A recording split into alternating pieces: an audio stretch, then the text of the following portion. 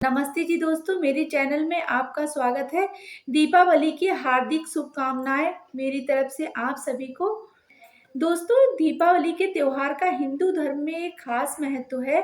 दीपावली पर आप माता लक्ष्मी और गणेश भगवान की पूजा अगर विधिवत करते हैं तो माता लक्ष्मी की कृपा आप पर होती है। अगर आप गणेश भगवान और माता लक्ष्मी की मूर्ति खरीदने जा रहे हैं तो मैं कुछ आपको खास बातें बताने वाली हूँ, तो आप इन बातों का ध्यान रखिएगा मूर्ति खरीदते समय। तो चलिए मैं आपको बताती हूँ उन बातों के बारे में कि मूर्ति खरीदते समय आपको किन बातों का ध्यान रखना चाहिए। सबसे पहले तो धनतेरस के दिन ही आपको गणेश भगवान और लक्ष्मी माता की मूर्ति को खरीद लेना चाहिए। अगर आप धनतेरस के दिन गणेश भगवान और माता लक्ष्मी की मूर्ति खरीद कर लाते हैं तो ये अत्यंत शुभ माना जाता है।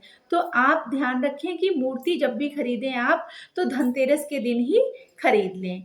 दूसरी बात मैं आपको बताती हूँ, जब भी आप माता लक्ष्मी और गणेश भगवान की मूर्ति खरीदें तो उन्हें अलग अलग ही खरीदें।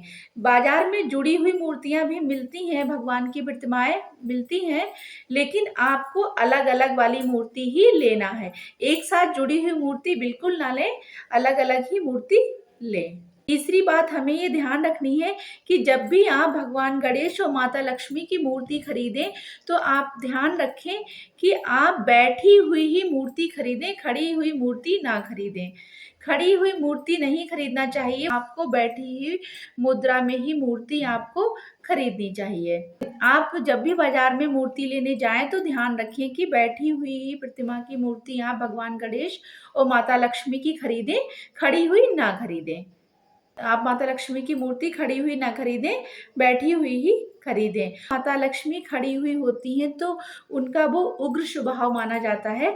आप माता लक्ष्मी की मूर्ति खड़ी हुई ना खरीदें, बैठी हुई ही खरीदें। और भगवान गणेश भी बैठे हुए हों और उनकी जो सूंड है वो दाईं तरफ होनी चाहिए। बाईं तरफ वाली सूंड वाले भगवान जो होते हैं तो गणेश भगवान वो व्यापारियों के लिए शुभ माने जाते हैं, लेकिन जो व्यापारी नहीं है वो इस बात का ध्यान रखें कि जब भगवान गणेश की मूर्ति खरीदें तो उनकी सूंड जो है वो दाईं तरफ होनी चाहिए। इसलिए जब भी आप मूर्ति दिवाली पूजा के लिए खरीदें तो भगवान गणेश और लक्ष्मी को बैठा हुआ ही खरीदें।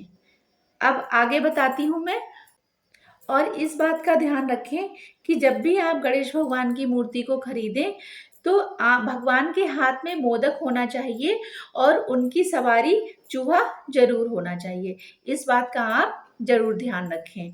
और माता लक्ष्मी की जब आप मूर्ति खरीदें तो ध्यान रखें कि माता लक्ष्मी जो है धन वर्षा कर रही हो, या तो सिक्के गिर रहे हो या धन वर्षा कर रही हो कलश से, या हाथ से उनके सिक्के गिर रहे हों। तो इस बात का आप ध्यान रखें। और माता लक्ष्मी के साथ उल्लू नहीं होना चाहिए। जब भी आप माता लक्ष्मी की मूर्ति खरीदें तो या तो हाथी पर वो सवार हो या कमल के फूल पर वो विराजमान हो।